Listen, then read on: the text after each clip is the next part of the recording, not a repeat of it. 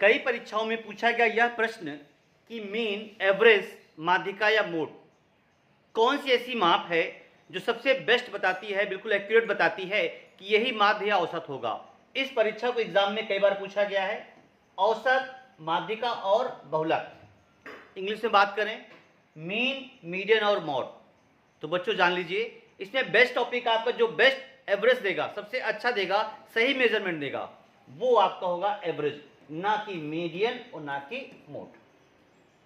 तो आज हम डिस्कस करने वाले हैं इन तीन टॉपिक पे, माध्यिका, माध्यिका, बहुलक और औसत। इसके बिना शायद ही कोई पेपर बनता हो। आगामी परीक्षा में हम राष्ट्रीय छात्रवृत्ति की परीक्षा की बात करें, CSAT की बात करें, समीक्षा अधिकारी की बात करें, उठा के पिछले 10-15 साल के पेपर देख लीजिए, हर पेपर में ये क्वेश्चन आपको छाया मिलेगा। तो चलते वन बाय वन। सबसे आसान पहले उठाते हैं बहुलक। बहुलक बच्चों निकालना बहुत ही आसान है, कुछ नहीं करना है आपको। मैं एक छोटा सा एग्जांपल ले रहा हूं।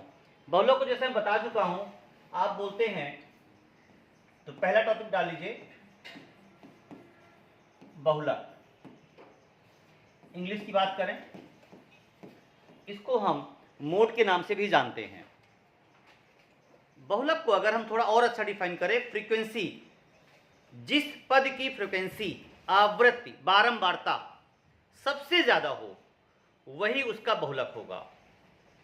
आपको कुछ नंबर दिए जाएंगे, कुछ टर्म्स दिए जाएंगे बच्चों, कुछ पद दिए जाएंगे। जैसे मैं एक एग्जांपल लिख रहा हूं कि मेरी इस क्लास में बैठे हुए बच्चों की अलग अलग उम्र है।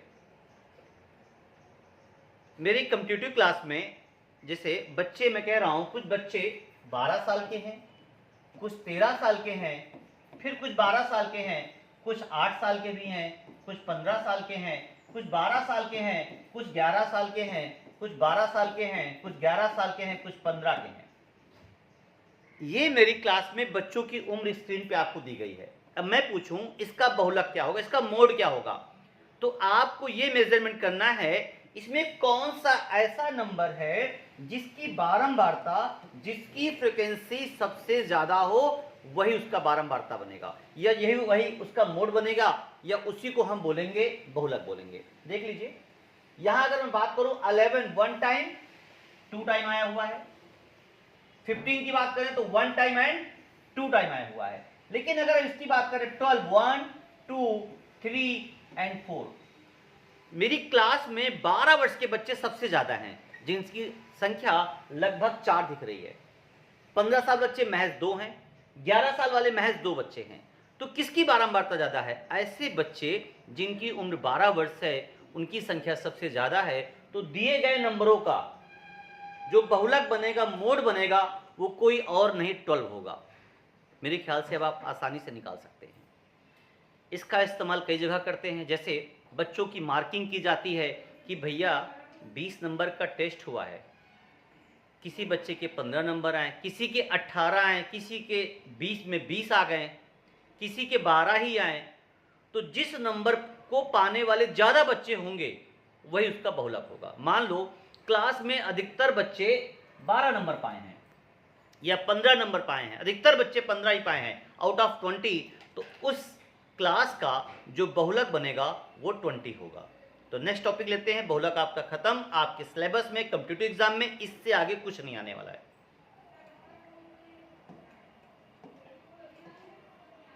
चलिए नेक्स्ट हम बात करते हैं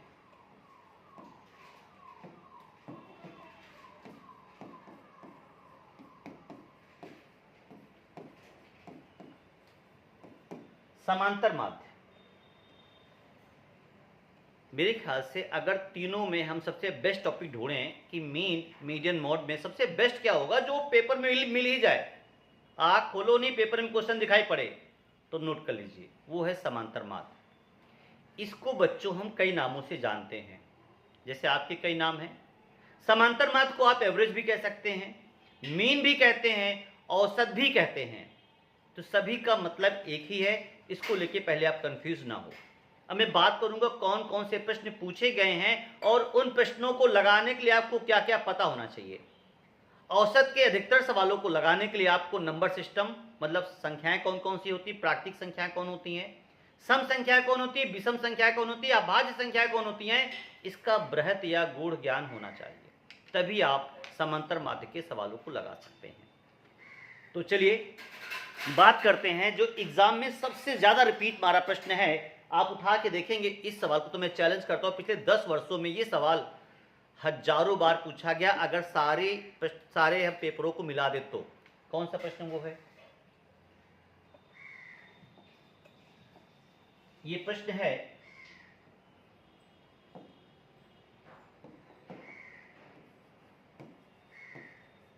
प्रथम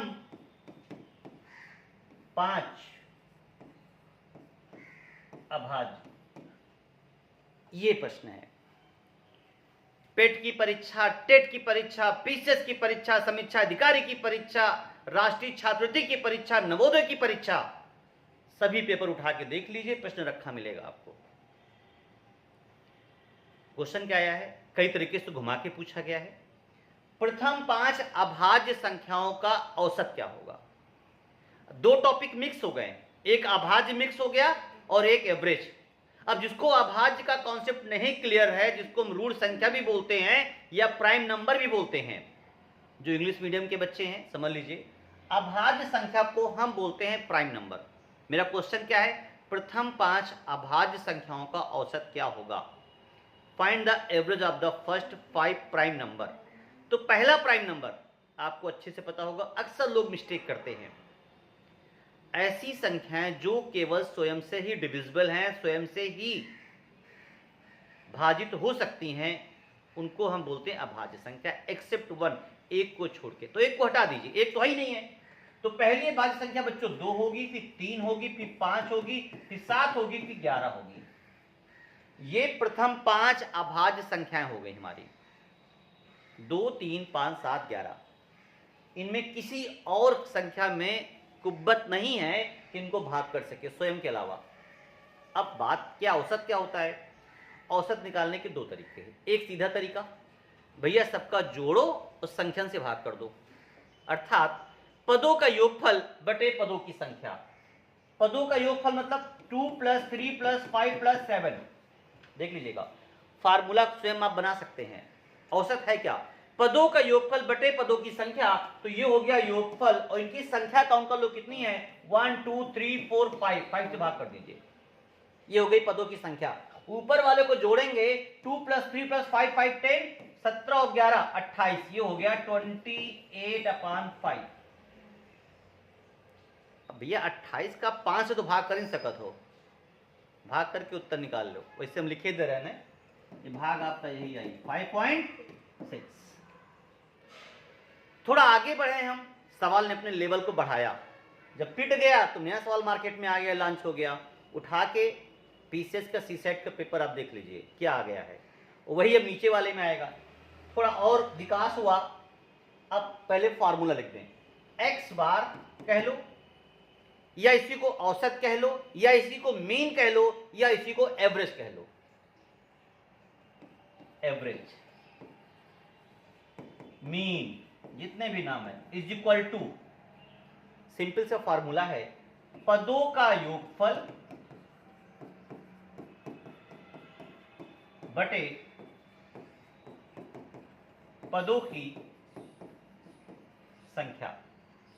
ये फार्मूला है, इसको अप्लाई करेंगे, आपके सारे आंसर निकल आएंगे।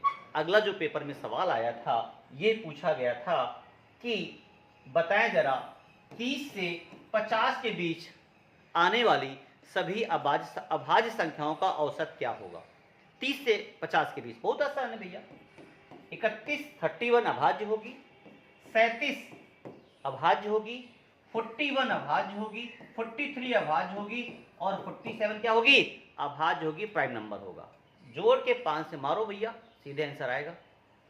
तो ये वो नंबर हैं जो प्रॉपर सीरीज में नहीं है, उनका औसत निकालने का सिंपल फॉर्मूला रख लीजिए, पदों का योगफल बटे पदों की संख्या। जैसे हम कहें आप क्लास में मेरी पढ़ रहे हैं, मेरी क्लास में इस समय 20 बच्चा बैठा हुआ है, इन 20 बच्चों की उम्रों का औसत क्या होगा? तो सभी की उम्र निकाल के 20 से हम डिवाइड मारेंगे और मेरा एवरेज निकल आएगा।